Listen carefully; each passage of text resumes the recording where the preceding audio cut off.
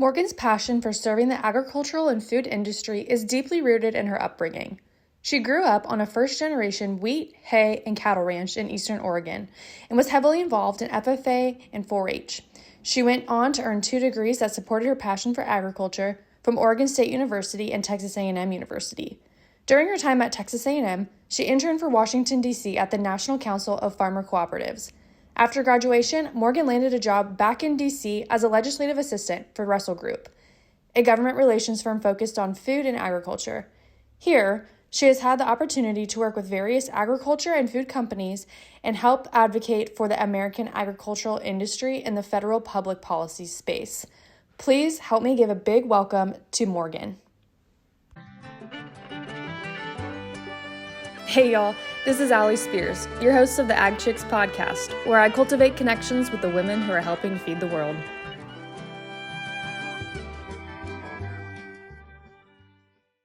Okay, Morgan, I am so excited. Before I just hit record, we were talking about just kind of how things have evolved. And I'm so excited to have you on today. I'm so excited to share all of the amazing things that you've done and that you're currently doing. And for those of you who don't know, if you don't know Morgan or myself, we actually met in grad school, and now Morgan is doing incredible things in DC. So very excited to talk about all the things that you've got going on and just share more about you today. Yes, I'm so excited to be here. Thanks for having me. Of course, of course. Okay, so let's kind of start from the beginning. So you grew up in Oregon. So what was that like? Kind of where are you from in Oregon? Okay, so I grew up, yes, in a very, very small town in Eastern Oregon. It's called Ione. I'm sure you and nobody else listening will know where that is. But yes, very, very small town, very rural area. I grew up on a beef, wheat, and hay ranch. So did that growing up. My dad is a first generation farmer actually, and so we moved back to the area when I was 1 years old, and he started farming. And so yeah, I've known ag and farming literally from since before I can even remember. Did 4-H and FFA growing up, got to do all that fun stuff. And then yeah, ended up at Oregon State for my undergrad. I graduated with a degree in ag science and then ended up in Texas where I met you. So got my master's at A&M in ag communications and then ended up in DC last June. So have been here ever since and learning the ways of the land up here. It feels like I feel like I'm finally getting used to the like adjustment going from a town of 300 people to a massive city. But it's been good and I really enjoy my job and being up here. So yeah, it's a little bit about where I came from, I guess, and how I got here. Yeah, for sure. Yeah, I'm so excited to like dig into so much of that. But going back to kind of where you were raised, I know you said it's a super small town, but I feel like I don't know. I felt like my hometown was small, but like looking back, it's really not. And especially after coming to Texas, when you drive through towns that literally have like 25 people, I'm like, okay, my hometown is not that small. But growing up, did you like were you surrounded by agriculture in terms of like the people you went to high school with? Like, was it pretty much all ag kids, or was it kind of a mix of individuals? I would say it was mostly ag kids. Like a lot of the kids in my class came from farming families, would work on the farm during the summer, especially, or, on breaks. If you weren't a farm kid, you were either like a teacher's kid, Yeah. maybe like someone who worked at the bank or the person who owned the store, and then like a little like other random things here and there. But yeah, it was a very predominantly ag community, I would say. Okay. And then how far are you from Oregon State, like distance wise? Yeah, so I grew up like 4 hours from Okay. Oregon State. Yeah, so Oregon State's on the west side of Oregon and Corvallis, and then I grew up on the east side. So yeah, it was about a 4 hour drive. Okay, that's kind of a nice distance, right? Like far enough away that mom and dad maybe can't do like a surprise visit, but close enough to where you could go home if you need to. Exactly, exactly. That was probably the biggest appeal of it as a, senior in high school, leaving home for the first time. But yeah, it was a good distance, I would say. And what made you pursue the major you did in college? Like, was there like a big reason behind things? Like, was there a career you thought you wanted, and that's kind of the reason you went the route you did, or Yeah, what? yeah. So I always knew I wanted to do ag, like all through high school. I knew like I was like, I want to go into the ag industry. Don't really know what that's gonna look like. Threw a couple ideas around. I actually went to Oregon State pursuing a degree in animal science, and I Okay. was going to do pre-vet, which I feel like is a very common thing for a Oh lot of yeah. ag kids. And then realized just within my first year that kind of wasn't really the route I wanted to take. Switched majors a couple times. I had ag business at one point, and then kind of ended up in ag science because I felt like that was a good like broad degree that like I got to take a little bit of everything and kind of get a little bit of every piece of ag, I guess, of the ag industry. I could take the animal science classes, I could take crop science classes, I could take business, I could take ag com classes. And so ended up in that degree for that reason. And also because I was like, well, I think I want to be an ag teacher, maybe. And that was like the ag ed equivalent at Oregon State. So I ended up in that major, and then just did like a minor in animal science. So So was there a point where you realized like, yeah, I don't want to be an ag teacher? Was there something that happened, or was it just kind of like you got to the end and you're like, yeah, I don't want to do that? yeah, I wouldn't really say there was like a specific like instance I can think of that I was like, I don't want to be an ag teacher, but COVID hit, obviously, and that was my sophomore year of college. And so Okay. I just switched to ag science, and that was kind of the route I was thinking I was going to do was be an ag teacher.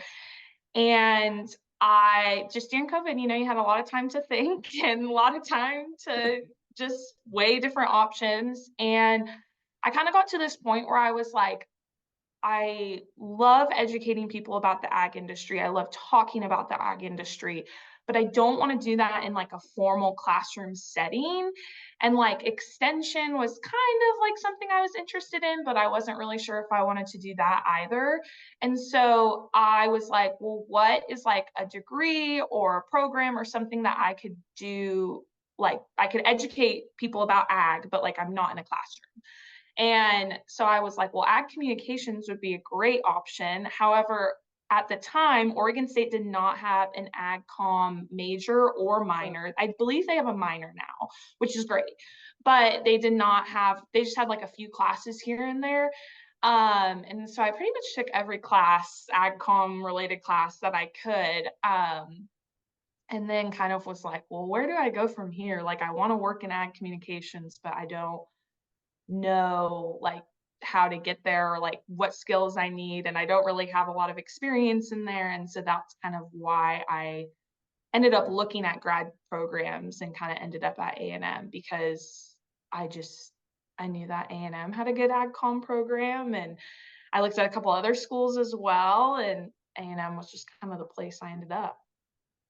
Yeah, it's hilarious, or not hilarious, I guess, but it's funny that you say COVID gave you a lot of time to think because man did it, right? That's pretty much where the podcast came from because I was Right, sitting at home with my dogs and our new calf, and I was like, well, now what do I do, right? Like right, the weirdest times. But yeah, I think looking back now, what was that about 4 years ago, I guess, which is crazy to think about. I feel like so many people made pivotal kind of decisions or moves in their life because of that time, which not that I would want anything different, but sometimes I wonder like what would have happened if COVID didn't right, happen or things like that, you know?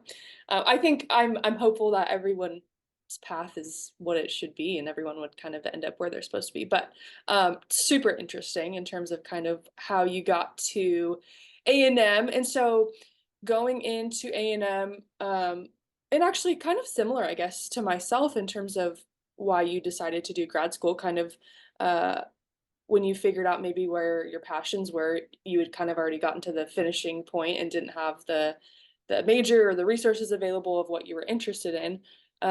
So when you decided to go to A&M, first of all, I guess, what did you think about Texas? Like, was that move yeah, like dramatic or drastic for you in terms of Right. just moving across the country? Because that was something that was a big change for me. But what was that like whole experience like?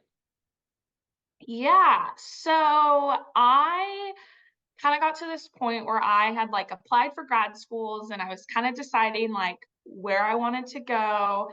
Um, it was between Oklahoma State and A&M. So, I Okay. mean, similar, but not, like similar areas, I guess, kind of, but not exactly.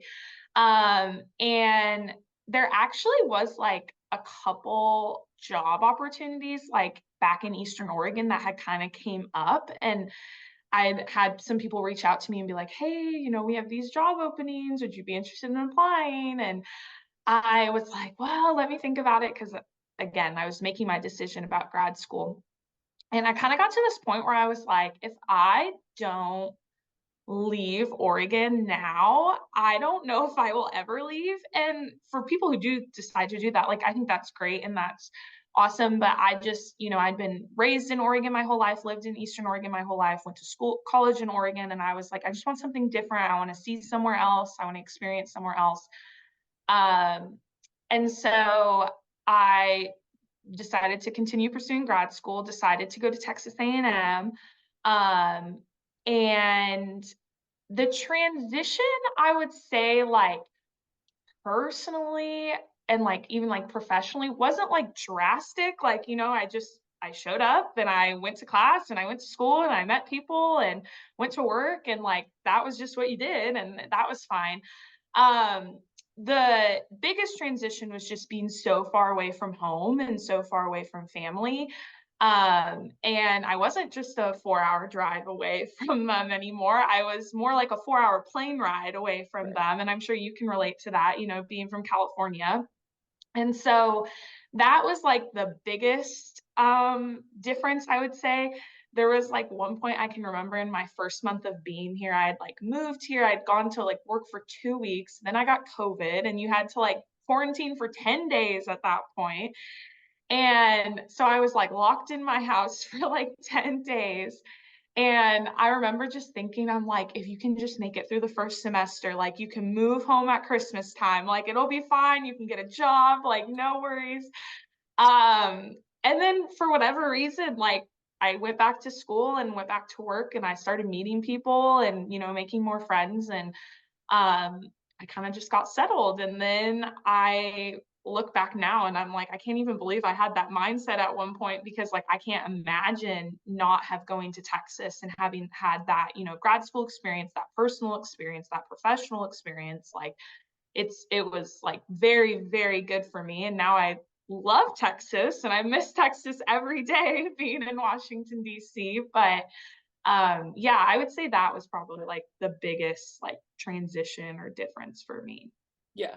Yeah, I would agree. And I'm pretty independent too. So when I moved, I wasn't so much of like nervous for being on my own. Like I was very excited about that, but it was definitely like the family aspect of again, them not being 4 hours away. They're 1,800 miles or what, Right. however far it is for Oregon.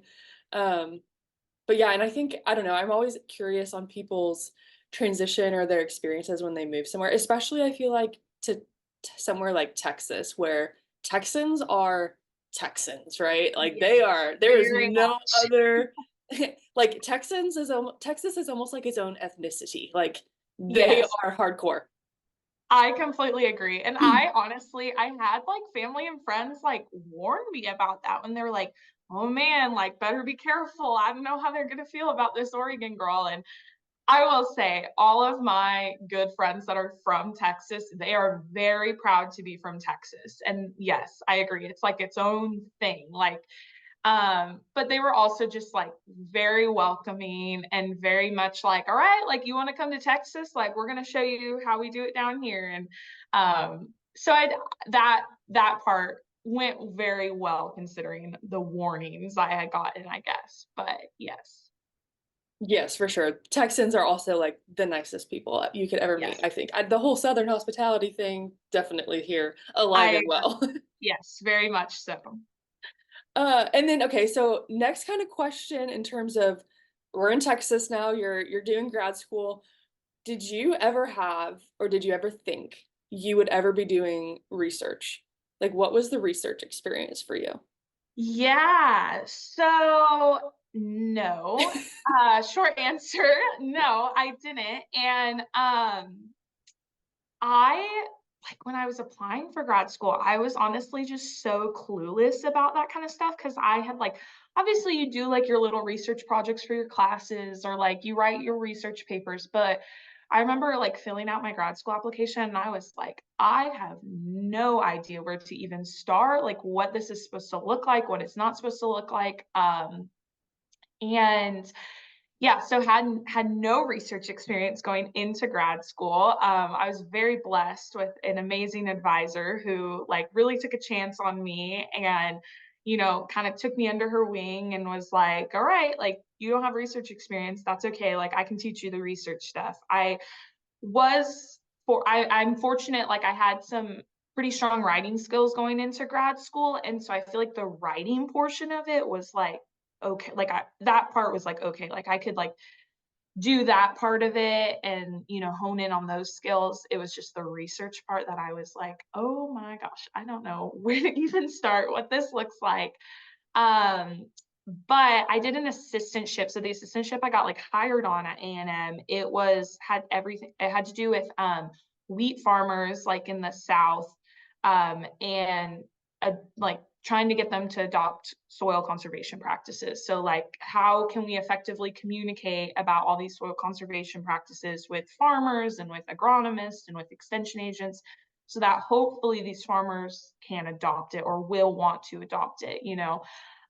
So that, growing up on a wheat farm and having a dad who honestly did a lot of soil conservation practices and was pretty innovative in his practices growing up, that like was a very like it hit very close to home for me. And so I was really able to like kind of just jump right in because I was like, well, I've worked with wheat farmers before. I've worked on a wheat farm before. I know how this works. I know how farmers kind of think and how they react to different things. And so I felt like I could play a very beneficial role, I guess, in that sense. Now the like again, the research side of things and like the technical research things was not a expert on whatsoever. Very much a beginner in that sense. But no, never saw myself being in a position like that, honestly, until I was in it. So And did your assistantship also, you were also teaching classes, weren't you? I didn't You really didn't. do any Okay. teaching. It was mostly research. Yeah. Gotcha. Okay. And then that project that you worked on turned into your thesis, correct? It was like a part of Part of my it. thesis. Yeah. So my thesis was more focused on like source credibility and kind of like who do farmers find credible or who do they trust like when they're going to these people or like seeking information on soil conservation practices. So very similar, just like a very like small piece of it, if Piece of that it. makes sense. Very cool. I think similar experience, right? Like I actually never wrote a research paper in my undergraduate for like ag business. And so I've always been someone who is really great at writing and like that side, that's where my brain excels. Not great at math, which probably explains why I didn't love ag business as my major. But when I got to grad school, didn't understand the research portion, but I was finally like, I don't have to take a test. Like what is this? This is fantastic. And I felt like I was really able to kind of thrive in that environment in terms of talking to people and enhancing skills and really trying to figure out like the root of some of the problems that are going on in Yeah. agriculture from a person standpoint. And so that was really kind of what interests me. But same, zero research background, been a learning process, but something that I've enjoyed and I didn't ever think I would enjoy research. Um, I don't know if you can relate in that regard in terms of like Yeah. finding a weird Yeah. love for it. Yeah. No, I agree. I think what I've always liked the big picture idea of it. Like I love like what we're trying to accomplish and like the findings, like what we're trying to figure out, and kind of how that plays out down the road, I guess, like the consequences like after you do the research, I Mhm. guess, and how that influences different things. Um, it was something that I feel like I came to appreciate. But I will be completely honest, I was like, I'm good with finishing this degree and doing my program, and I think this has been great experience, but this is not something that I want to Want to make do a career full out of. time. Yeah. No, definitely can appreciate that for sure. There's just, I don't know, there's so many intricacies to everything. And then like I feel like once feel like I have something figured out, then I find something else and I'm like, nope, I actually have no idea what I'm doing. Like Right. zero Right. clue. Yes.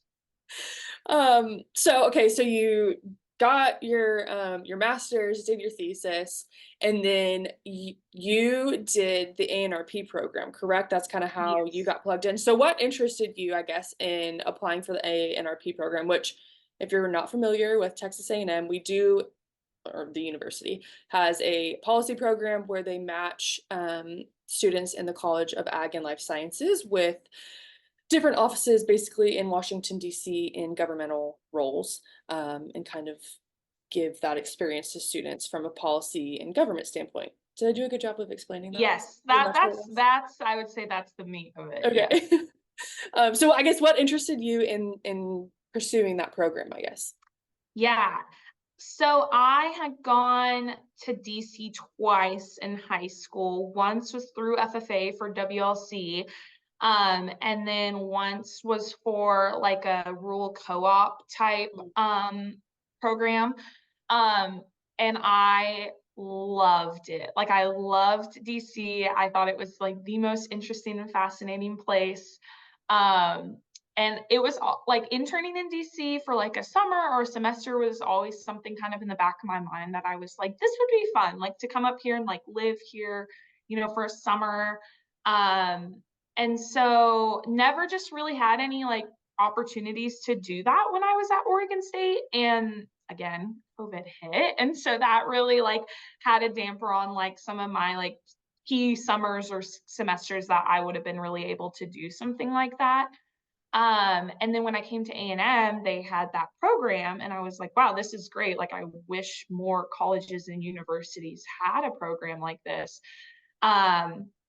So I worked it out with my advisor that I could take fall of, I guess it was my second year of grad school, the fall semester, Okay. kind of off to like go do that if I was to get accepted. And so applied for the program, got accepted, got placed in an office. I worked for the National Council of Farmer Cooperatives. So they are just a trade association up here that represents all the farmer-owned cooperatives like across the US. And yeah, had a really great experience. Never ever thought that I would want to be up here more than a semester. Like I was like, no, a semester's long enough. I'm not going to want to like go past that. But I knew about 2 to 3 weeks into my internship, like I was like, this is like where I should be. And this is where I want to be. And like, I'm going to be trying to get a full-time real job, like to come back up here and work. Yeah. So cool. I'm so jealous because that's something that I also like always had an interest in and then just never took advantage of the opportunities when I was in a place where I could have taken advantage of them. So anyone who's listening who's young, go do what you want to do right now because sometimes you get to a point where you're just like, yeah, that's not feasible for my life right now or anymore. Yes. So Totally. super jealous because I think that is such a cool, unique opportunity. DC is such a fantastic city in terms of just like there's always something going on. There's so much and so many people, like influential people, obviously, in terms of government, but then also the ag industry. And I think a lot of times people don't think about the policy side or the government side of agriculture and the impact that it truly does have on our entire food system. Yes. So what was your experience in terms of like, what was your favorite thing you got to do in your internship?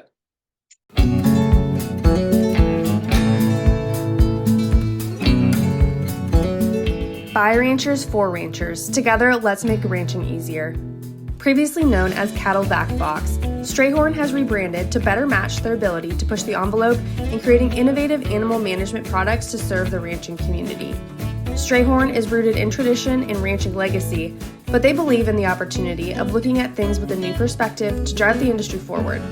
Check out all of the things that Strayhorn has to offer you and your herd. Oh man, favorite thing. That's a really good question. I loved going up to the hill. Like, so I got to like go with like my supervisor and then like the boss, like the CEO slash president of NCFC, to Capitol Hill, like a good handful of times. I mean, they like pretty much they were very like, if you want to come do something, like come right along, like you can come to anything, which was great. And I hope that most internships experiences get to be like that. But I just loved going up to Capitol Hill and like getting to sit in on these meetings with like congressional staff or like congressional members sometimes, and just listen to like the different issues and kind of like observe that, I guess, lobbying or advocacy process of advocating for like America's like farmers and ranchers. Like I felt like that was just like where all the action was happening, and it was just like so fascinating to me to like watch that interaction happen. So I would say that was probably like my favorite part. Yeah, that's so cool. Like I said, I'm so jealous. And then you come back, you graduate, and then you get a job offer in DC. So tell us a little bit about where you're at in terms of like what your role is, who you're working for, all that good Yes. stuff. Yes, so I'm going to try to explain this as best as I can, because I've realized recently when I've been like talking to family and friends, some of the ways I explain things, they're like, I have no idea what you're talking about. And I'm like, okay, fair. Like I had no idea before I like came up and interned here either. So yeah, so I came back like January of 2023 to A&M. I had like one semester left that I had to like finish classes, finish my thesis, and figure out where the heck I was going next. And was fortunate that I worked with my internship office. They like really helped connect me with a lot of different opportunities and kind of would like flag different opportunities. And so the office I work for now, so I work for the Russell Group. So we're an ag and food government relations firm up here, and we're a multi-client firm. So we represent different agriculture and food companies in the government relations space, I guess. And so that ranges from clients like Land O'Lakes or Bayer or Nutrien to like some more smaller like grower organizations like California Rice or National Potato Council, like just some of those types of things. So kind of get to have our hand in a little bit of everything. But they had a job come open, and so I applied for it and they offered it to me. And part of the offer was I got to work remote from Texas for a couple months while I was finishing my degree.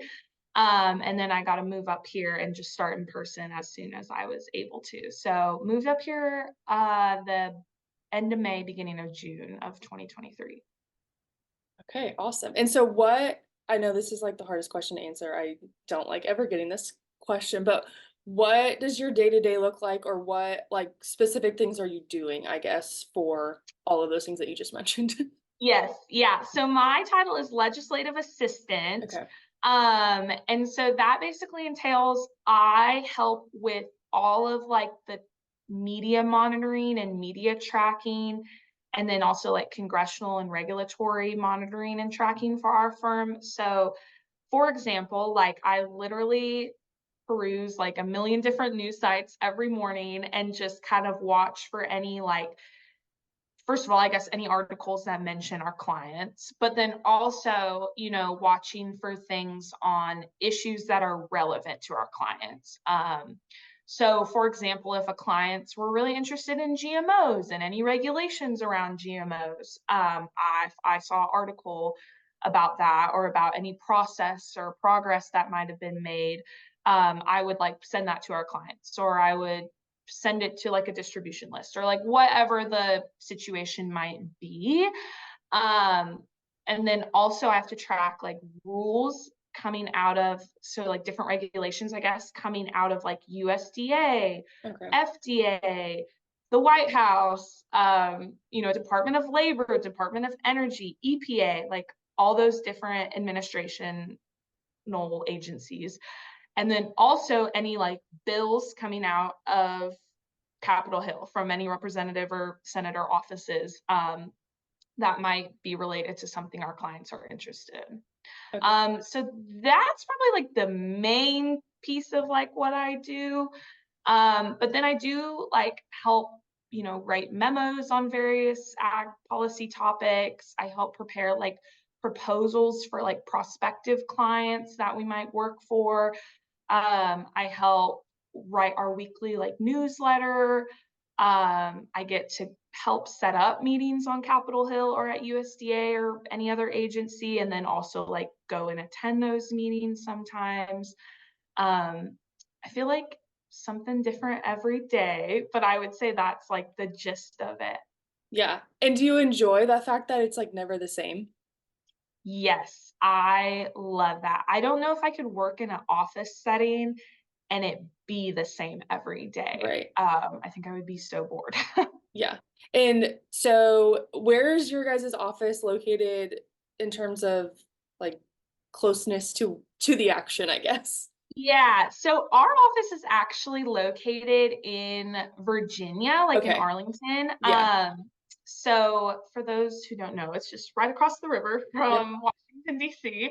We're like very close to like the main Washington, D.C. airport. So it's like it probably takes like 10 minutes usually, maybe a little more with bad traffic, which is very common, to get to like USDA or the Hill or the mall or wherever we're going. That's kind of nice though to be not necessarily like, I mean, close obviously because DC is kind of all of the craziness expands to the outskirts, but close but not like right on top of it to try to get through all of that when you're trying to Yeah, get to work. yeah, absolutely. It's kind of nice to be a little bit removed from the craziness, but you're like right there. So Yeah. Yeah. Oh man, that's so cool. And I think I don't know, it's just like such a unique role that you're in and such a unique opportunity that you have. I'm trying to remember if it was over the summer or in September. I think it was over the summer. I was doing a program with NCBA and they took us to like their media room and it's just like all these different screens with like all these different things popping across and they same thing, right? They're monitoring what's happening in terms of social media, articles, everything that's coming out in terms of flagging things. So do you have like a million monitors that you get to look at or are you kind of like surfing between different tabs? definitely surfing between different tabs. Sometimes I like go through like, we're signed up for like different like email lists Yeah. and different things and they'll like link articles. And I'm like, I go through the whole list and I like click on them and click on ones I want to read. And then I like go to open my like browser and there's like 20 tabs. And I'm like, oh, I probably don't have time to like read all of these, but let's see, like, let's look through them and see if there's anything important. So yeah, no fancy like monitors set up. I got the double screens when I'm in the office, so that's always nice. But yeah, no, nothing like that. Well, I feel like maybe you need to tell them you're gonna need some more screens at some Yeah, point. I need some more resources to Right. do my job. Yeah. Oh man, I love that. Okay, so on the other side of all of that, right? So I feel like you've had such unique opportunity or not opportunities, but experiences in terms of like coming from Oregon, that whole thing in terms of like growing up, your undergrad experience, graduate experience. Do you think, or I don't know, this is probably a really hard question, but are there certain things you think have helped you or certain experiences that have helped you in terms of where you're at now or certain things that maybe you rely on a daily basis to kind of get your job done? I know that was kind of a question that they asked us. We were on a panel a few days ago for an ag comm class and that was kind of a question they asked us and I had to like think about that one a little bit in terms of like yes because I feel like everything I did Right. has shaped me in some way, but is there like a certain thing that you're like, yeah, this is definitely it for me? Yeah, I'm kind of the same way. Like I feel like, kind of a little bit of everything has like gotten me here today. Um, and I mean, I kind of said this earlier, like if you had told me when I was a freshman in college that like when I was done with everything here in, 5, 6 years, I would be living and working in DC and like doing what I'm doing, I would have been like, what? Like, absolutely not. Like, never ever imagined myself being here. It was never something that was like a long-term goal of mine. I think it's very much just kind of where my paths led me, which is great. I think, you know, you can't always plan everything, but I guess going back to your question, I think that, you know, my internship experience obviously played a very heavy role in like knowing that I wanted to do this and I wanted to be up here and I wanted to be in the middle of ag policy, and what better place to do that than in Washington, DC. So I think that is something that, you know, really helped get me to where I am today. But to be completely honest, like I really do think that like my upbringing and like my background of like growing up on a farm and like working on the farm, you know, and being raised and like just, you know, doing the chores every day and just that sort of thing, really like laid the foundation for like my ultimate goal, I guess, like in my career and like long term in my career of like I want to educate others about ag, and I want others to understand ag and understand where their food comes from and understand like, you know, kind of what a farmer and rancher does every day, because people are so far removed from that. And I see that every day up here. And so I think that just that like upbringing and that appreciation for it, kind of is probably the main huge thing that has like drove me to like end up in this space. Yeah. No, I 100% agree. I feel like I'm kind of in that same situation in terms of just again my upbringing and everything like that, and then 100% relate in terms of big picture of like how can we connect everybody. That being said though, because of your experiences and now being in a place where most people probably don't really know where their food is coming from and having potentially some of those conversations, do you think that there's something in the industry or realm of ag communications that we need to be doing differently or that we should be doing to kind of make some of those connections? Yeah, that's a really good question. Sorry, that's a big No, question. that's a really good question. You know, I think that like ultimately when I interned and I was like, okay, this is kind of like what I want to do, this is where I want to be.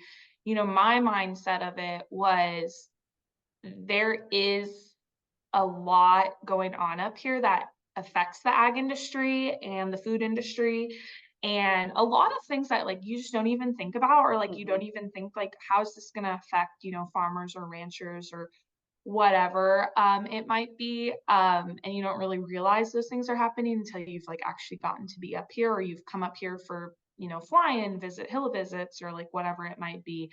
And I just like saw this need that I was like, there needs to be more people here in DC who have had their feet on the ground, their boots on the ground, whatever you want to say, um, in production ag and like in the industry that like understand, you know, what a farmer's day to day looks like and kind of what trials and tribulations they're going through and the different, you know, issues and challenges they face, and then how that can kind of like feed up, you know, through the supply chain. And so obviously my easy answer would be more people like that to come to DC, but I know that this isn't for everybody. So that's not the best answer. But uh, I think, you know, really working directly with the source, like trying to like get farmers and ranchers' voices heard and like hear their stories and listen to their things, and then like relaying that, because I think that that personal like connection can really like help. And I know that that is a challenge in itself, because I know that some farmers and ranchers are like, I don't want to talk to you. Like, I don't want to talk about this. I don't want to, you know, share anything. Like, leave me be, and I'm gonna go do everything I need to get done. But I think just like really using that, and then like personal experience, like you and I, who like we grew up in ranching and farming and ag, and like we understand that too. And so we obviously have our own personal experiences and things that we can pull from. Um, I don't know if that's the best answer for you, No, but I think that's that's the a answer I have for you, I guess. yeah, no, I think that's a perfect answer, and I think I'm kind of right there with you. I don't think that there is a solution right now. I don't think we have that, and I think that's why there are programs like ag communications and all of those things that hopefully that we are working towards a solution. Now, will we see it in our lifetimes? I hope so, but I don't know. Like, you know what I Yeah, mean? It's just such yeah. a big problem that we're really facing. Or maybe not problem's not the right word, but like challenge. Um, and so, yeah, no, I'm just curious kind of, I like knowing other people's perspective on that because I think for those of us who have now been trained in ag communications, how we're supposed to be a part of the solution. And so trying to figure out like what role do we play in that solution and where can we fit things in? Right. And I think, just from like my perspective of working for like a lobbyist government relations firm, um, me or my one of my colleagues or or boss or whoever can go up to the hill and spout off all these reasons that, this bill should not be passed or this language needs changed or whatever the case may be. Like we can go up there and do that all day. But I just think that it really makes a statement when you have like this fourth generation farmer from, the Midwest who has been here and his grandkids are going to probably take over the farm one day, and he comes into, congressional representative's office and tells his story or tells, about the drought they had last year or about, this weather that came in and like wiped out all of their crop or wiped out their whole cattle population or like whatever that might be. Like I just feel like that makes just such more of a statement than any other person going in there, that does this kind of stuff every day, if that makes sense. Yes, for sure. I think it kind of goes back to that thought about like telling your story and agriculture telling its story better and all of those things that we often hear, but sometimes are not great at actually doing. Right, right, absolutely. But kind of real quick, kind of along those lines before we wrap things up today, what like the people that you work with, are they mostly made up of people with an agriculture background or not necessarily? Not necessarily. I feel like the office I work in, there's only 10 of us. We're pretty small. And we come from all different types of backgrounds. But I do feel like we all have some sort of ag connection in some way. So whether that be like we didn't grow up on a farm, but we did like FFA and 4-H growing up, or we did grow up on a farm and then we went to school and we got degrees in ag, and like that's kind of been our whole pathway. Or like, well, I didn't personally grow up on a farm, but my grandparents had a farm. And so, like, I grew up visiting them, and that's kind of how I became my interest. Or, like, they come from like a very different type of ag than like what I'm used to, like nursery and like that sort Mhm. of thing, or like equine and like that kind of thing. So, still ag and just different ag than like what I'm used to, I guess.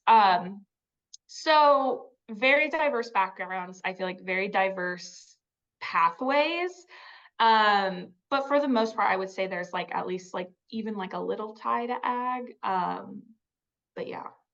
Yeah. And the only reason I ask that is because something I have noticed recently is a lot of interest in ag communications, right, from students who are wanting to pursue a career. And then the next question always is, well, what can my career be, right? Like, what could I do with an ag communications degree?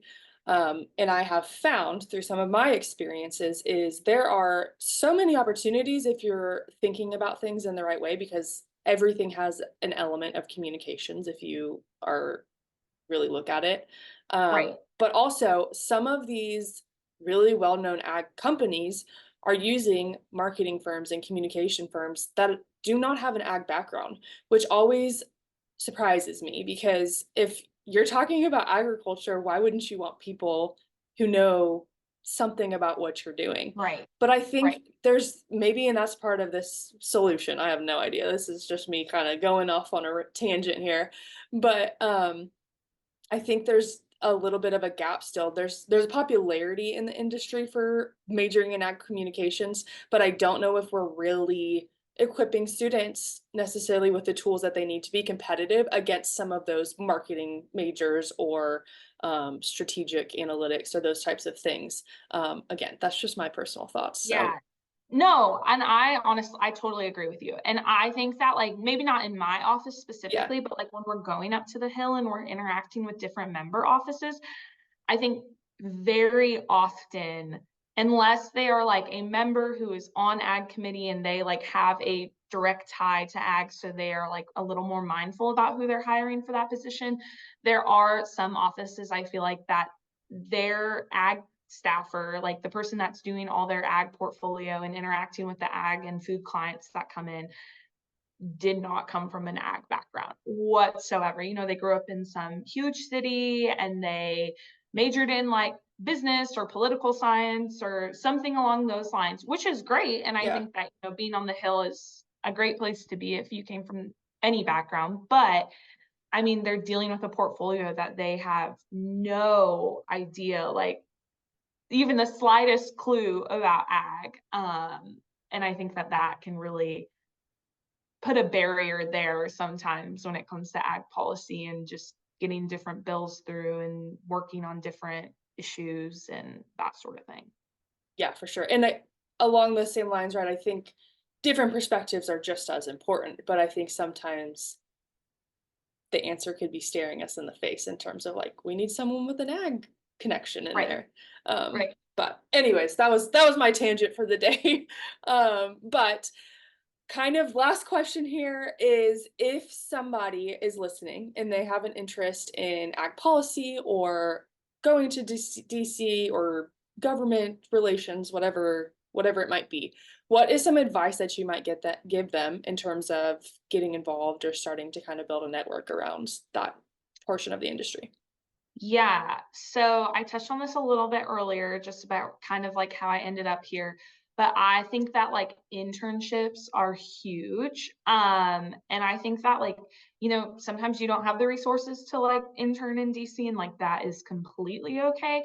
I think that looking at the state legislator and legislation, Yeah, and figuring out like if they have internships in their offices, like I think that's a great way to kind of like start down that path. I think that a lot of I know like in Texas at least because I've seen these, I feel like, but a lot of like trade associations will hire like policy interns or hmm, like policy communications interns, and like they help get you exposure to like that sort of things, usually at like a state level, but it could even be at the federal level. So I think that that is like a huge thing. I think that internships not only get you a little bit of job experience and get you some exposure to that, but they also help you build your network. I mean, I mentioned earlier, you know, my internship office really was instrumental in helping me get a job back up here. And so I think that, you know, they can be a resource.